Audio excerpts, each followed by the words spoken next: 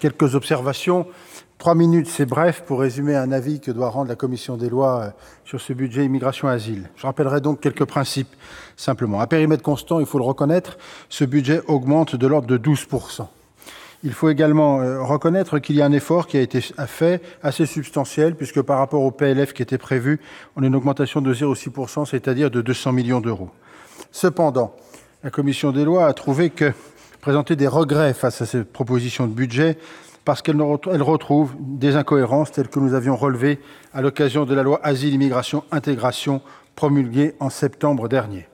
Alors les efforts, Monsieur le Ministre, nous les avons bien observés, puisque notamment en matière d'intégration, d'abord, éternel parent pauvre des politiques migratoires ces dernières années et dont votre rapporteur n'a cessé de dénoncer l'insuffisance des moyens l'année dernière à cette tribune, à ce même moment. La hausse des crédits devrait bénéficier à l'accueil des étrangers primo-arrivants, avec notamment des mesures d'insertion professionnelle et un doublement des cours de langue, comme le préconisait le Sénat. Cela doit être dit, encore faudra-t-il rester attentif sur la mise en œuvre. Des efforts d'accompagnement des réfugiés dans les conditions matérielles, avec la création de places d'hébergement pour les non-demandeurs d'asile. C'est un point important. En revanche, il faudra sans doute à terme simplifier le dispositif technique qui paraît complexe. Mais ces hausses ponctuelles et significatives par rapport à 2018, les moyens programmés pour le présent budget sont généralement fondés sur des hypothèses peu plausibles et restent notoirement insuffisants au regard de la réalité des phénomènes migratoires auxquels nous devons faire face. Le projet de loi de finances prévoit une stabilisation de la demande d'asile en 2019 puis en 2020. Or, situation atypique en Europe, la France reste exposée à une demande d'asile sans précédent, en hausse de près de 19% pour 2018, avec des flux secondaires qui arrivent d'ailleurs par l'Espagne. Je ne rentre pas dans le détail, nous avons déjà évoqué ce sujet, et probablement un dépassement de la demande d'asile au-delà de 100 ou peut-être même 120 000 personnes demandeurs cette année.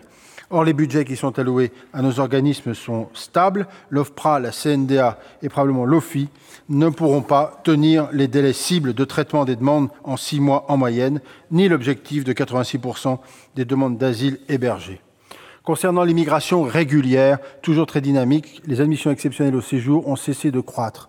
Mais nous n'avons pas vu ce que nous avions espéré, à savoir la suppression de la circulaire Valls, qui représente quand même 30% de ces régularisations. Enfin, sur l'immigration irrégulière, elle demeure le parent pauvre de la politique migratoire. En la matière, les crédits ne représentent que 8% de ceux de la mission, et si un effort important est consenti cette année sur la rétention, avec la création de 450 places nouvelles, l'effort lui-même est quasi nul depuis 4 ans sur les crédits dédiés à l'éloignement. Alors, nous ne sommes pas, semble-t-il, la France en tous les cas, n'est pas en mesure de réaliser un quelconque suivi des déboutés du droit d'asile. Il n'est guère étonnant que nos politiques d'éloignement des étrangers en situation irrégulière soient en réalité un échec. Le taux d'exécution des obligations de quitter le territoire national reste à un niveau dérisoire en 2017. Et pire, il continue à baisser cette année. Sur les 6 premiers mois de 2018, 12,6% des décisions d'éloignement seulement ont été exécutées.